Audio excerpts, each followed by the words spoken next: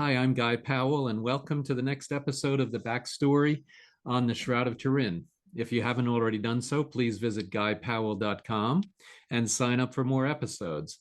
I am the author of the upcoming book, The Only Witness. It's a historical fiction tracing a possible history of the Shroud over the last 2 millennia. And today, this is going to be a very special podcast. We're not only going to learn about the Shroud, but also funeral practices, and especially from the National Museum of Funeral History. And for that, we have two people on the call, which is also very special. We have Nora Creech, a longtime syndicalist, and we have Genevieve Keeney, who is the president and CEO of the museum. So with that, let me introduce both of them and give you a short background. So Nora Creech, as I mentioned, has been interested in the Shroud since the 1970s and has extensively studied this linen cloth.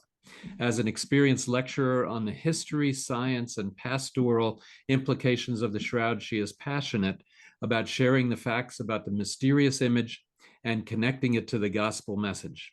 Nora earned her Master's of Arts degree in Faith and Culture from the University of St. Thomas in Houston, Texas, and has attended year-long courses in Shroud Studies offered by the Pontifical Athenaeum Regina Apostolorum in Rome, Italy. She is working with the National Museum of Funeral History in Houston to develop an exhibit on the most famous burial of all time, the Shroud of Turin, which will open to the public on April 27th in just a few short weeks. We also have Genevieve Keeney, and she has been with the National Museum of Funeral History, NMFH, in Houston since 2007. First serving as the museum's director in 2007, then president and chief operating officer in 2012, and currently she is the president and chief executive officer. She proudly showcases the museum as an educational and cultural resource for all who visit its extensive array of permanent and changing exhibits. Keeney, and her last name is actually Keeney Vasquez, sees the NMFH as a living museum about the culture of funerals throughout history as well as modern times. Death is sure to happen to all of us, yet most of us don't plan for it, says Keeney. The museum is a neutral place to ponder and discuss this guaranteed event, as well as explore the history of the industry, and there's so much to learn at this museum. Genevieve, Nora, thank you so much for being here. Thank you for having us. Absolutely. Good to have both of you. So let's start with Nora. So Nora, tell us your backstory on the Shroud of Turin, and then also a little bit more about how you got involved in the National Museum of Funeral History.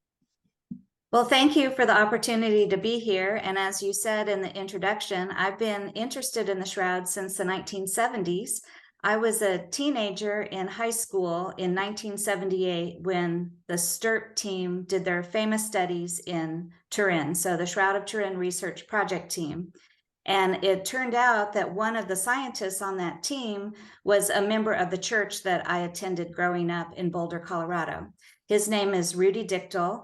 And Rudy, once he came back from being a part of the STURP team, he started giving lectures in the Boulder area. And every time he gave a lecture, my father and I would attend. So this was back in 78, 79, 1980, before any of the STURP team papers were published. So Rudy was a professor at the University of Colorado, and if I needed to write a research paper, I would go visit Rudy in his office, and he would give me information that I could include for my research papers as a college student. So long-term interest in the Shroud.